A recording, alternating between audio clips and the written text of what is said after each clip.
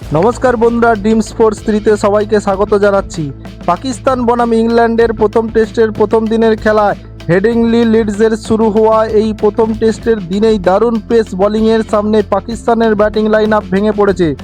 দিনের শেষে ম্যাচের নিয়ন্ত্রণ অনেকটাই ইংল্যান্ডের হাতে।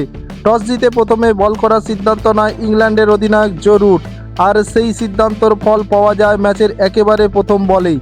ওয়েলি রবিনসন প্রথম বলে পাকিস্তানের ওপেনার আজহান ওয়াইজকে এলবিডব্লিউ করে দেন, অর্থাৎ প্রথম বলেই পাকিস্তান হারায় তাদের প্রথম উইকেট।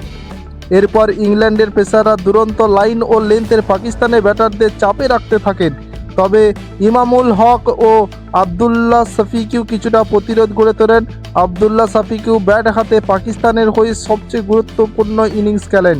তিনি করেন 61 রান, ইমামুল হক 42 রান করেন।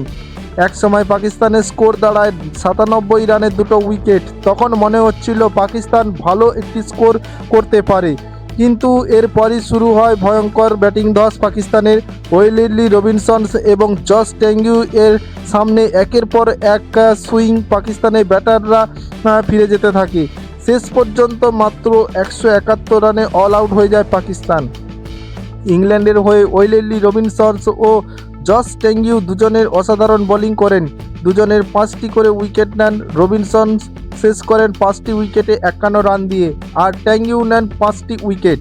পাকিস্তানের সব 10টি উইকেটই এই দুই পেসার ভাগ করে নেওয়ায় ইংল্যান্ডের বোলিং পারফরমেন্স আরও বিশেষ হয়ে ওঠে। এরপর 171 রানের জবাবে ব্যাট করতে নামে ইংল্যান্ড। শুরুটা খারাপ ছিল না পাকিস্তানের। বেন ডাকেট 15 রানে আউট হয়ে যান প্রথমে। 48 রানে দুটো উইকেট হারানোর পর ইংল্যান্ড ইনিংসের সামাল দিলেন জো রুট এবং জর্ডেন কক্স। বিশেষ করে জো রুট নিজের অভিজ্ঞতা পরিচয় দেন। অধিনায়ক হিসেবে ফিরে আসার প্রথম ম্যাচেই তিনি গুরুত্বপূর্ণ ইনিংস খেলেছেন। দিনের খেলা শেষ হওয়ার সময় জো রুট অপরাজিত ছিলেন 37 রানে, জর্ডন কক্স ও অপরাজিত ছিলেন 23 রানে। দুজন মিলে 60-এর বেশি রান গুরুত্বপূর্ণ পার্টনারশিপ গড়ে ফেলেছে। দিনের শেষে ইংল্যান্ডের স্কোর দাঁড়ায় 112 রানে 2 উইকেট, অর্থাৎ পাকিস্তানের 171 রানের থেকে ইংল্যান্ড এখনো পর্যন্ত 59 রানে পিছিয়ে রয়েছে। কিন্তু ইংল্যান্ডের হাতে রয়েছে 8টি উইকেট। এখন দ্বিতীয় ইনিংসে শুরুতে ইংল্যান্ডের লক্ষ্য থাকবে পাকিস্তানের প্রথম ইনিংসে স্কোর পেরিয়ে বড় লিড নেওয়া। অন্যদিকে পাকিস্তানের সামনে বড় চ্যালেঞ্জ হবে দ্রুত জো রুট ও জর্ডেন কক্সের উইকেটটা তুলে নেওয়া।